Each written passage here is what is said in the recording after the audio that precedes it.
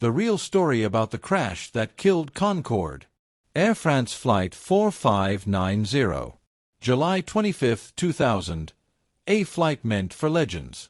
The sun beat down on Charles de Gaulle Airport as the sleek white body of the Concorde stood poised for takeoff. It wasn't just a flight, it was a symbol of power, speed, and prestige. On board Air France Flight 4590 were 100 passengers, mostly German tourists headed to New York to board a cruise ship. They laughed, toasted champagne, and marveled at the engineering marvel around them. In the cockpit, Captain Christian Marty, a former French Air Force pilot and expert on the Concorde, tapped the throttle controls with reverent precision. His co-pilot, Jean Marcotte, double-checked the systems. The aircraft had been delayed an hour, but now everything looked clear. Down on the tarmac, Luc Moreau, a 32-year-old ground mechanic, leaned on a railing. Something gnawed at him.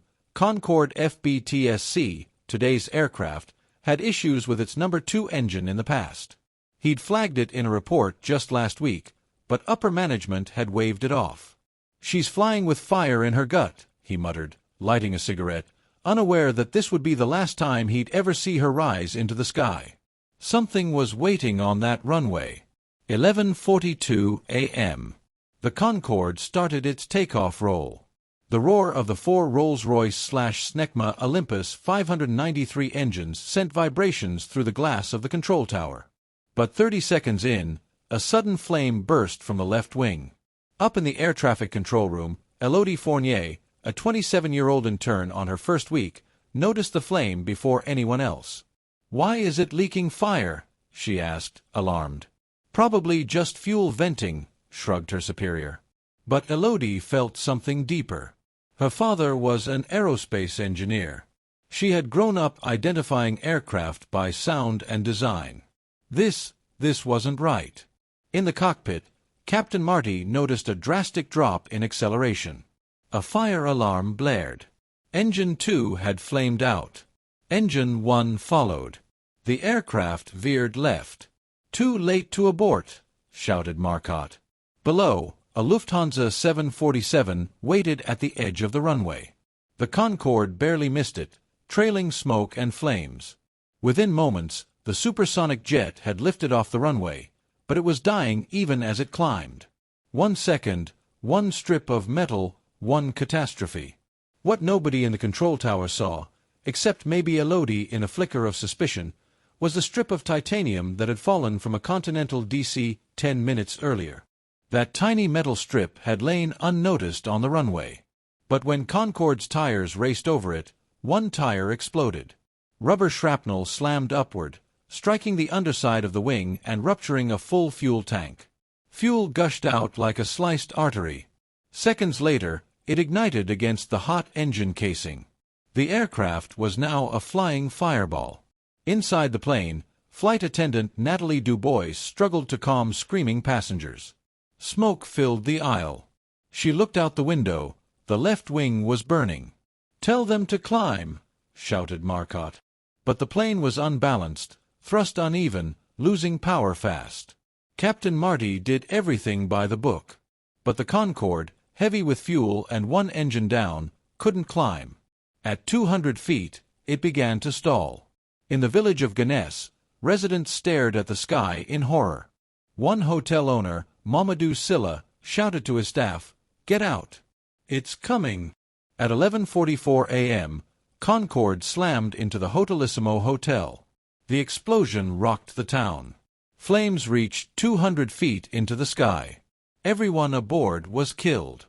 4 people on the ground also perished. Aftermath. But the fire wasn't done burning.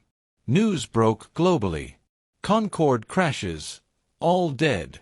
Luc Moreau sat in his apartment, trembling, as video played on loop. He saw the tail number, FBTSC.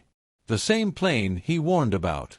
2 days later, an anonymous envelope landed on Elodie's desk.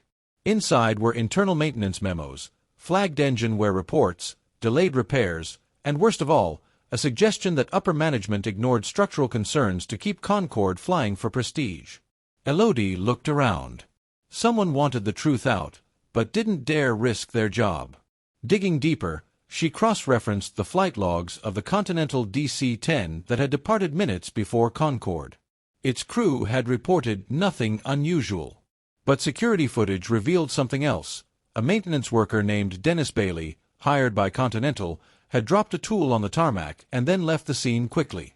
That tool matched the titanium strip found later. Elodie confronted her supervisor. "We need to report this." He scoffed. "Don't be a hero. You're an intern. Stay in your lane." But Elodie leaked the documents to Jean-Paul Rives, an aviation journalist known for taking down corrupt aviation companies. The scandal exploded. The last echo of supersonic flight. Years passed. The Concorde program was grounded. Public trust in supersonic flight evaporated.